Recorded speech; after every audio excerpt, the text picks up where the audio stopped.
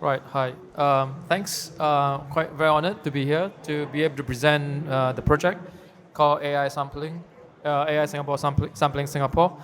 So the project really started off with this motivation of whether is it in fact possible to train a custom AI model, Gen AI model, that could generate plausible architecture design, even to the point of regulation compliance as well. So we started off with the creation of a data set as well. So in this picture, what you're seeing is on the left is essentially the process of training the models, and on the right is the inference of from the trained model to generate high-rise buildings. So the data set, obviously to train an AI model, you require a reasonably large data set. So in this case, there are about 5,000 or more existing public housing from Singapore. This is the map of Singapore, if you are not too familiar. The red dots represent the individual buildings that have been sampled across the country that serve as a training data set. And in addition to collecting the data set, it's very crucial to have a sense of the morphological changes in time. So this quick visualization is to show that, in fact, we could see the changes from earlier on in this 1970s, for instance. There's this popular single loaded corridor slab block design, which then eventually became a more like clustered or point block typology. And it's quite crucial to know this just to ensure that the data set is diverse in its morphology. So a nice distribution of point blocks, slab blocks, cluster blocks, and so on and so forth. This is a quick introductory video in case you might miss the rest of the presentation. So the idea here is that what you're seeing is the actual sampling of the trained model from the latent space that been trained with thousands of 3D models.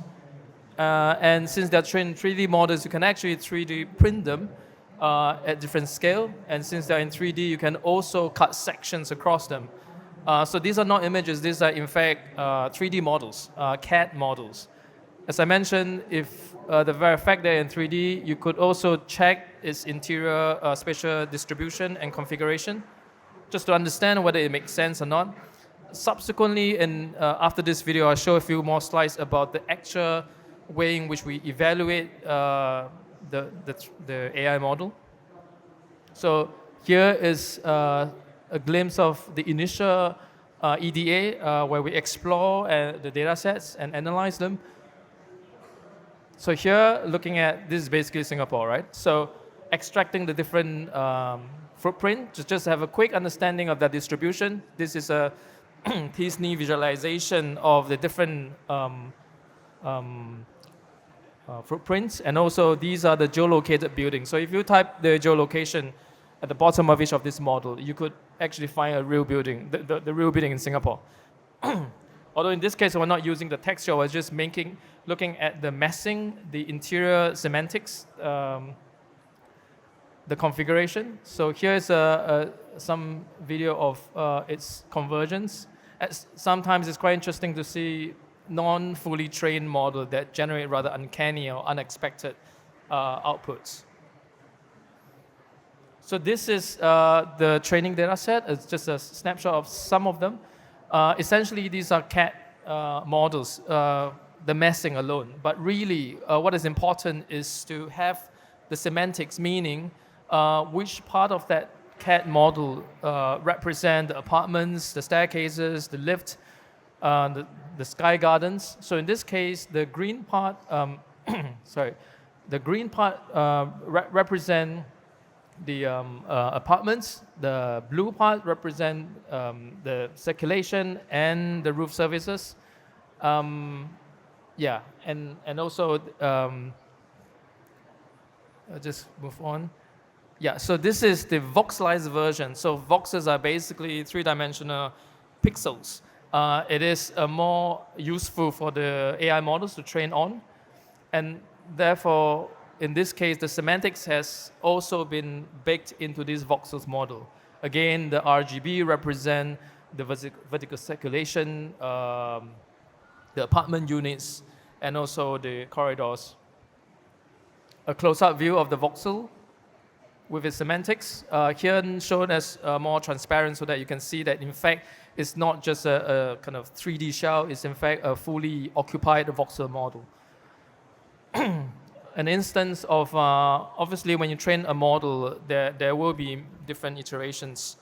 This is one example of training from the top left to the bottom as we see the model begin to converge into more building-like forms. This is yet an example with the same AI model architecture, with the same training data set, but a different training process. So every time you train, you have a different set of training weights, model weights. This is again, but we generally see that it's converging to a more building-like forms. Right here is on the left, what I'm showing here is the underlying semantics that is driving the high resolution output model on the right.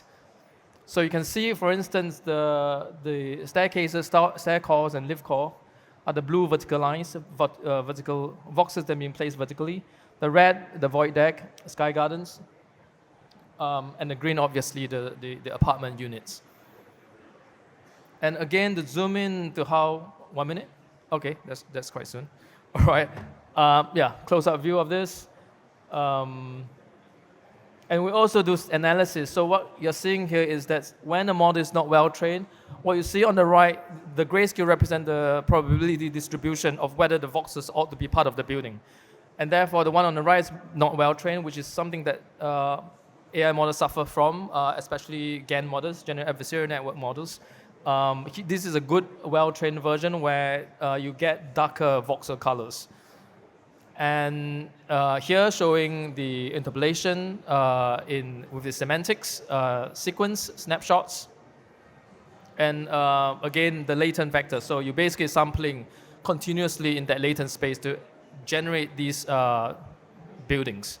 The bottom row represents a section that cuts across the corresponding 3D building on top. Same thing. So here is the building overlaid, the full building overlaid with the cut section to show the interior configuration.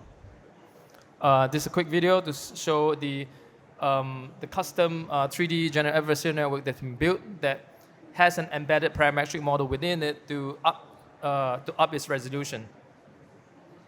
It's smooth because it's actually being sampled continuously in that AI trained latent space. I'll skip. I know I have like 30 seconds left, maybe. It's been exhibited previously in an art context with well-known watercolorist, Mr. Ong King Sim, in Singapore. Really, the exhibition is to show the difference in sort of a black box AI model approach versus an en plein air way of representing scenes. Again, 3D printed a fragment of a building at 1:100. We can go very high res, as you can see from the model, the railings as well. This is 1:300 3D printed scale model with SLS. Yep, thanks. Thank you very much, Emmanuel.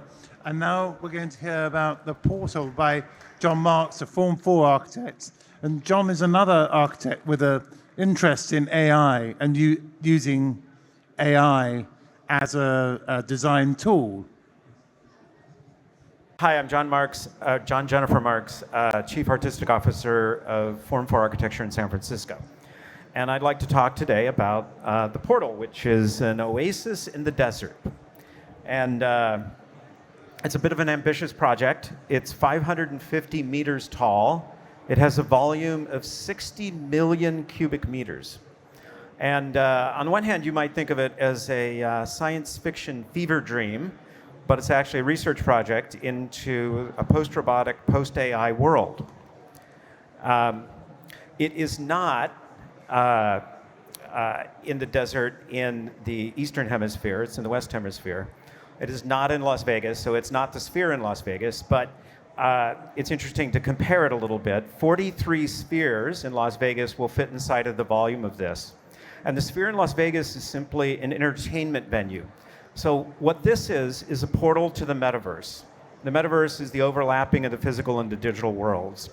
So to give it a little context, it's hollow inside. Within the shell, there are 12,000 dwelling units and 3,000 hotel rooms. And in the base of the section that you see there are 900,000 square kilometers of program. And this is interactive programming that serves to facilitate the adventures that happen in the metaverse. There's also 10,000 more hotel rooms in the base of the object. So here it is in Reno, Nevada, just to the east of California. And I'm working with a group called Regenesis Reno, Gordon Gossage. And initially we had identified this as a space that needed workforce housing. And so we started with the idea of a 40,000 person community, and it just expanded to the point where it became 2,000 acres. And you can see that it's here, it's along the Truckee River. The Truckee River is the river that serves as the estuary from Lake Tahoe. And so here, in the urban context, there was also then a city of 150,000 people that we designed to go along with the Sphere. We broke that down into 14 neighborhoods of 10,000 people each being a creative community that provides more culture than it consumes. And so everything would be within a 5-minute walk. Here you see a kind of a close-up on it. There's a village core in every neighborhood. There's a creative core. There are cultural activators that change the trope of live, work, play to add in learn and create. So here's a view from a little further away showing the Sphere in the context of the city. And then a little bit of a close-up there. And the thing that is important when we get really close is that the density of the Sphere, it is quite dense, but the neighboring area around it that you see in the lower right-hand side would be 6 to 8 story buildings, which has the scale of Barcelona. And so we've got, in the next one, the idea of the apartments, which are what you see on the upper part of the Sphere. They have the beginnings of their gardens that are growing out of the screen around the Sphere. And at the very top, there is an interactive garden at the top of the Sphere itself. This is what it kind of looks like in the urban context with the 6 to 8 story buildings with the Sphere in the background. And then as you get closer to the Sphere, the idea of the parks that go around it. And cutting through the Sphere is a continuous band of landscape environment that is part of the residential side of the Sphere versus the inside. And then a little bit of the screening, what it kind of looks like from across the river, the Truckee River. And then some of the different options for activation, dining, strolling, and then large parties underneath the Sphere. So the Sphere is about 50 meters up off the ground. So what is the portal part of it? So in a nod to Ledoux, in a sense, you can walk up the side of the buildings that spiral out, and you can walk up to the portal, which is that large oval, and you can see up the landscape, into the portal, and then once you get into the portal, you're confronted with a variety of different environments, digital and real alternatives. So in this case, on the left-hand side, you could be out in the cosmos, or you could be under the sea. And so here is some of the transit that might link you to the portal and the environment that you might see when you get off of that. But it can also go to the point of being a Jurassic experience, which would include automatronic robots and costumed avatars and costumed humans. Each each week there might be a different theme to the metaverse aspect of it. And again, you kind of see here the section that is showing, hang on, some of the aspects. So what we're doing here in terms of the metaverse is applying three things. The notion of Amazon, who made shopping fun, but they made it easy, but they didn't make it fun. Facebook, which creates a sense of community, and then a sense of a village, which is not Disneyland in the sense that Disneyland is not participatory, but in the sense of Burning Man, which is a very participatory environment. So what happens is you get a city within the orb. And so this provides a rich environment for all sorts of metaverse-style experiences, be they virtual and real. It plays off of this notion of co-creation, of learning and play, in addition to live and work. And it becomes a giant digital twin. So here you see it in another under-the-sea adventure mode. And a close-up of that, and you can see the richness of the environments that you could wander through. The idea is that there could be 40,000 people that are competing for space here, or for an adventure. And we just kind of go through, again, different themes, which can change in an instant, or it can change once a week or once a month, all the way to sort of, Cherry Blossom Festival. So what happens then within the inside is the idea is the metaverse is a hybrid between the virtual and the physical. And so there's a canvas for co-creation. There's a variety of different things that we can do inside in terms of social networking, virtual business models, immersive cinemas, and then different kinds of play versions. Now, what happens in this one, this illustrates three different groups of people, three different user groups. One could be hardcore gamers, one could be a visiting family, and one could be students. And what we do is we track through what they might do within the context of this sphere. And again, these are simultaneous experiences that are happening one on top of each other. And so this one is a visiting family that wants to have an intergalactic journey through the cosmos. This is local students that want to have a day on the International Space Station. So one of the things that's interesting about this is we've also got three orbiting spheres inside of the sphere itself, but the only access point is through a flying car. So it'll dock once a day in order to take on provisions. So one of the more interesting aspects is this idea of the AI concierge. So if you imagine 40,000 people coming and you want to have a curated experience, how do you keep all those people from bumping into each other, to having their experiences disrupt each other? So this aspect that you see here, you see our visiting family, our hardcore gamers, and our local students all going through a bunch of different aspects. You've got user profiles, you've got user need states, and these are things that describe what their programming is, what their psychological state is, what their needs are, what they want to do. Then you start having macro themes, which is planet Earth, World of Warcraft, and various aspects like that. And then that turns into how do you provide the content? Is it a branded partner? Is it a commissioned work? Is it user generated? So some of the things that people create there will remain there as art installations. So then in the end, the one thing that was very interesting is on the far end, the narrative type. So we're used to having linear experiences where you go from point A to point B to point C to point D. So you say, well, the first day I'm in Singapore, I want to go to the National Art Museum, and then I want to go to the Flower Dome, and then I want to go to XYZ. But what if you decided that you wanted to walk off, and you go to the middle one, which is branching? So you go to A, and you say, well, I want to decide between A, B, and C, which one I want to do. And so it becomes a sort of tree-like adventure, and then the top one is the one where you just want to wander.